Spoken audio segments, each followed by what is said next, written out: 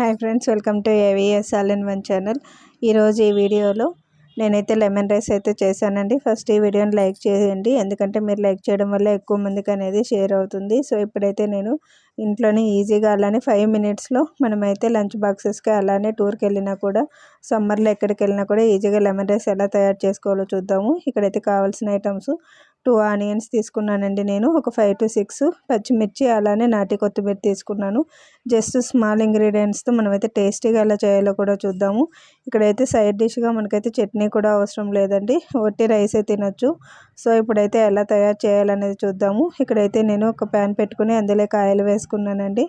ఇక్కడ ఆయిల్ అనేది కొంచెం ఎక్కువగా వేసుకోండి, ఎందుకంటే రైస్ కాబట్టి మనకు తినడానికి కూడా బాగుంటుంది. అలానే వేరుశనగ గుళ్ళు అయితే వేసుకోవాలండి. ఫస్ట్ నేనైతే ఇవే ఫ్రై చేసుకుంటాను సాసుల తర్వాత, ఎందుకంటే ఇవి ఆయిల్లో ఫ్రై అయినాయంటే మనకైతే రైస్కి అనేది ఫ్లేవర్ బాగుంటుంది. నేనైతే ఎప్పుడు సపరేట్గా ఫ్రై చేసుకోనండి. అలానే ఫస్ట్ గ్రీన్ మిర్చి వేసాను ఆనియన్ కంటే ముందు, ఎందుకంటే గ్రీన్ మిర్చి ఆయిల్లో ఫ్రై అయ్యిందనుకోండి మనకైతే రైస్ అనేది టేస్ట్ బాగా వస్తుంది. అలానే నంచుకోవడానికి గ్రీన్ మిర్చి డైరెక్ట్గా కూడా తినొచ్చండి, కారం లేదనే ఫీలింగ్ ఉండదు.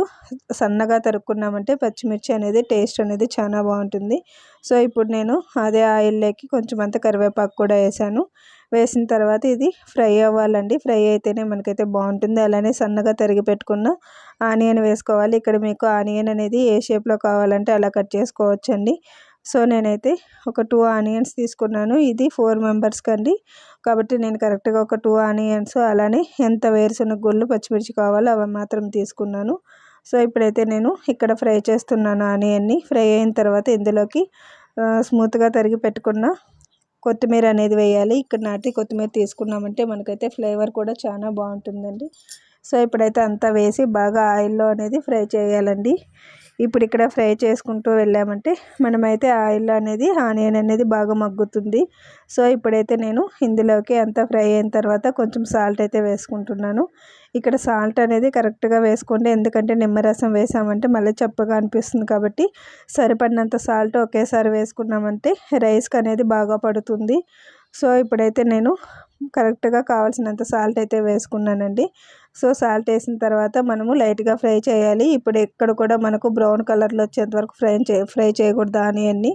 సో మనం మీడియం ఫ్లేమ్లో పెట్టుకొని మధ్యలో కలుపుతూ ఫ్రై చేసామంటే కరెక్ట్గా సాల్ట్ ఆనియన్ అనేది అంత గ్రేవీ అనేది బాగా నీట్గా ఫ్రై అవుతుంది. సో ఇప్పుడు ఇందులోకి మనకు సరిపడినంత పసుపు అనేది యాడ్ చేసుకోవాలండి. ఇక్కడ పసుపు అనేది మీ ఆప్షనల్, ఎంత కావాలంత యాడ్ చేసుకోవచ్చు. అలానే 2 నిమ్మరసం అండి, 2 నిమ్మకాయల నుంచి తీసిన నిమ్మరసము. సో అంతా వేసేసి ఇక్కడ మనమైతే జస్ట్ కలుపుకుంటే చాలండి, ఎక్కువ ఫ్రై చేయాల్సిన అవసరం లేదు. కలుపుకొని స్టవ్ ఆఫ్ చేసుకోవచ్చు.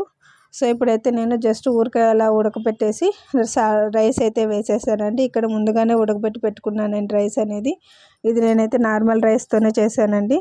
సో అంతా వేసిన తర్వాత బాగా నీట్గా మిక్స్ చేసుకోవాలి. మధ్యలో ఇలా ఆనియను అలానే గ్రీన్ మిర్చి మనమైతే కరివేపాకు కొత్తిమీర ఫ్లేవర్తో తిన్నామంటే ఎలాంటి చట్నీ అవసరం లేకుండా సాయంకాలం వరకు కూడా ఫ్రెష్గానే ఉంటుందండి. సో ఈ వీడియో కనుక నచ్చినట్టయితే లైక్, షేర్ అండ్ సబ్స్క్రైబ్ చేయండి. కొత్తగా చూసేవాళ్ళు మా ఛానల్ సబ్స్క్రైబ్ చేసి మీ ఫ్యామిలీ మెంబర్స్కి అయితే షేర్ చేయండి. Thanks for watching this video.